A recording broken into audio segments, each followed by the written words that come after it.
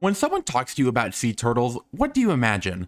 Something like a green or loggerhead sea turtle, which is roughly the same size as a person, if not a bit larger. You can also see the hard shell on its back and associate the average sea turtle with warm waters. If I were to tell you there is a sea turtle in Alaska the size of a car, you wouldn't believe me. I would like to introduce to y'all the leatherback sea turtle, with a weight of around 1,000 pounds and a shell diameter of 6 feet. This huge turtle isn't what most people imagine when someone mentions a sea turtle, and they can be found all across the world, ranging from the Gulf of Alaska to the Mediterranean Sea to the Sarangani Bay in the Philippines, which is one of their only known nesting sites. These turtles are able to have a massive range because of their diet, which mainly consists of jellyfish and other invertebrates. In the search for this previously mentioned squishy prey, this journey can take them to the most extreme environment on the planet, the deep ocean, with one turtle diving down 4,000 feet off the coast of the Solomon Islands, which is all the way into the twilight zone of the deep sea. This is thousands of feet more than the previous record holder, which is a little over 200 feet. The deep ocean is one of the least understood environments on the planet,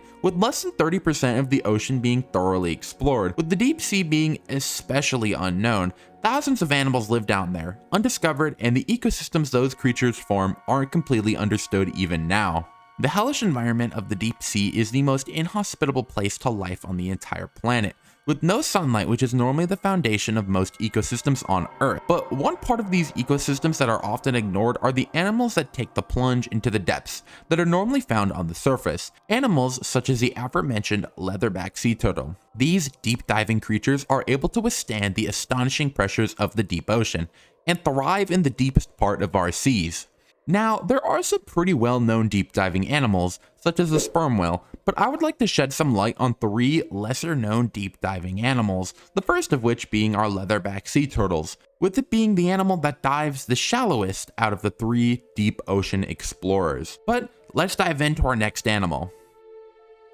Antarctica, another one of the most inhospitable places to life on our planet, or so you might believe. While there's little to no vegetation on the surface, with less than 1% of the continent having plants, the oceans of the region are far more diverse in animal life. This is due to the cold water being nutrient dense, with many smaller animals such as krill being able to thrive and multiply extremely quickly because of the abundance of resources. This leads to an extremely diverse aquatic ecosystem, with large birds, whales, and seals. Specifically for us, the southern elephant seal.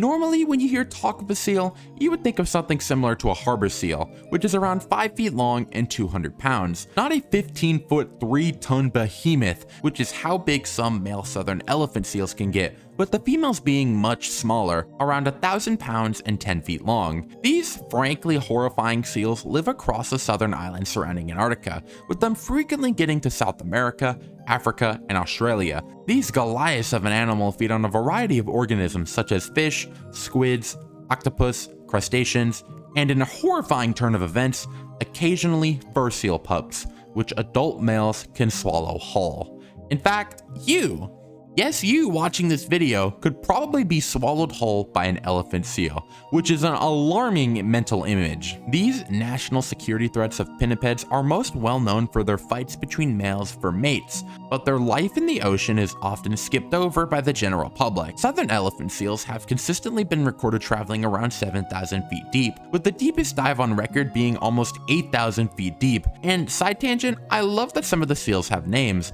with Brian, Carl, Dennis, Mike, Blondie, and Bruce the elephant seals. That's not really important, I just wanted to mention it. But all of these individuals have been recorded at immense depths, where they can hold their breath for around 2 hours at a time. These seals travel to the closest thing on Earth to an alien planet, and attempt to find food such as the aforementioned squid. And if I'm gonna be honest, elephant seals don't feel like a real animal according to the most academic source, my opinion. What do you mean there's a seal that can get to 4 tons, swallow a person whole, has a massive trunk, and can dive to the bottom of the ocean, which is comparable to hell or an alien planet? I love these lumbering beasts, and the more I look into their behavior, the more and more I love them, and I wish people had a better understanding of these beautiful animals, as most people only know about their deadly fights for mates that the males have in breeding colonies. These otherworldly creatures are fascinating, but our final animal is most certainly something people wouldn't expect. But before we get to the final deep diving animal, I have an important announcement. I'll be streaming all day on October 18th in support of Respite Care San Antonio, an organization that takes care of special needs children at their facilities. I will be doing a variety of activities such as playing Peek, Among Us, and ranking every creature in Prehistoric Kingdom on if Paleo Pizza and I would eat them. This is going to be an extremely fun event, and I would appreciate it heavily if you donated to their GoFundMe, which will be linked to the stream and in the pinned comment. Even if you're not able to donate monetarily, just coming to the stream, liking it, and sharing it around is more than enough. But back to our regularly scheduled program. Swordfish are a group of fish people don't normally think about. Despite how cool they look and their immense sizes, they are often forgotten by the general public. Hell, something most people don't even know is that there's a difference between swordfish and marlin, with their last common ancestor being from 15 million years ago, with marlin being a lot more narrow and elongated than swordfish. These beautiful fish are fascinating, but their behaviors aren't super well known, with the majority of people not knowing how deep they can dive, with them frequently being sighted at around 2,000 feet deep, which is pretty far for a fish we normally see on the surface. There are records of swordfish diving 9,400 feet and potentially a video of one getting that deep, with a certain individual getting stuck in an oil rig, but the depth that video was recorded at was never written down, so we don't know how deep the oil rig in this video is. And yes, the swordfish got out eventually. Swordfish, like all the other animals I've discussed, swim to these depths in the search for food such as a variety of fish and squids. These powerful fish are far more than just a simple trophy to take a picture with, and I hope people realize the true scale of the journeys into the depths they take, and the awe-inspiring nature of these wonderful fish. These three animals represent the true scale of the deep ocean, with all of these animals regularly diving insane depths like it's nothing, with the deepest diving of all of these animals not even getting close to the deepest point in the ocean, with the Marianas Trench being more than 20,000 feet further down than even the deepest diving swordfish. The deep sea is a fascinating place, but there most certainly being undiscovered organisms down there. And no, Megalodon still isn't alive. But the deep diving animals are an interesting part of these ecosystems and are often overlooked.